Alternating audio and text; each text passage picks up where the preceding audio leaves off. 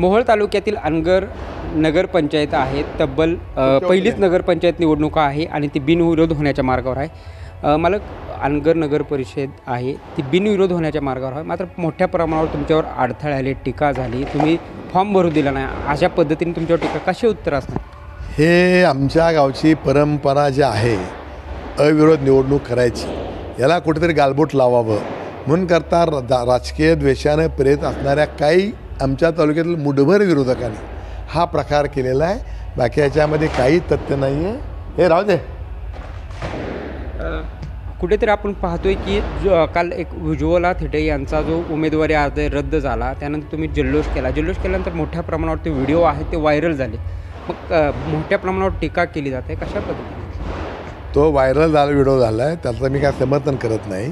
परंतु आमच्या गावामध्ये कधीही निवडणूक लागलेली नव्हती. परंतु दुर्दैवाने ही निवडणूक लादल्यामुळं आणि काल ते फार्म बाद झाला असल्यामुळं लोकांमध्ये जोश होता, उल्हास होता. त्याच्यामध्ये आमच्या मुलाकडून काही अपशब्द गेले, त्याचं मी समर्थन करत नाही आहे.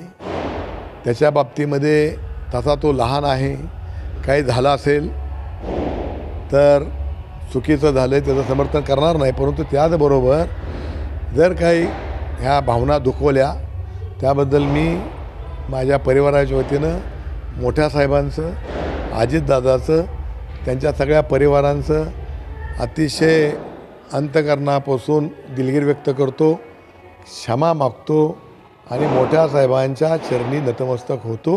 माझी विनंती आहे की आता हा विषय तर संपवावा. कुठेतरी आपण पाहतोय की आता अर्ज त्यांना आहे, ते म्हणतात की जो आपण अध्यक्षपदाचा अर्ज आहे तो भरू दिला जात नव्हता, आता अशा पद्धतीने बाद झाला आहे. कशा पद्धतीने ही टीका उमेश पाटील असेल, उज्ज्वला ते विरोध करायचा म्हणून करतात. हो, तुम्ही दुसऱ्या कुठल्या तरी आमच्या तालुक्यातल्या दुसऱ्या नेतृत्वान लोकांना विचारला, आमचे विरोधक दुसरे आहेत ना.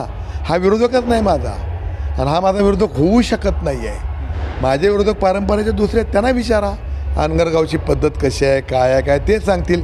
हे नवीन आलेलं पार्सल आहे, त्यामुळं त्याच्या याला उत्तर द्यायला मी एवढा मोकळा नाही. माझ्या पारंपरिक विरोधकांनी जर मला काही ह्याच्याबद्दल आरोप केले तर मी त्याला उत्तर देऊ शकतो. अशा पद्धतीने पाहतोय की आपण जर पारंपरिक विरोधक असेल तर त्याला उत्तर द्यायला मी बांधील असल्याची प्रतिक्रिया राजन पाटील यांनी बोलताना व्यक्त केली. प्रीतम पंडित, न्यूज 18 लोकमत, मोहोळ.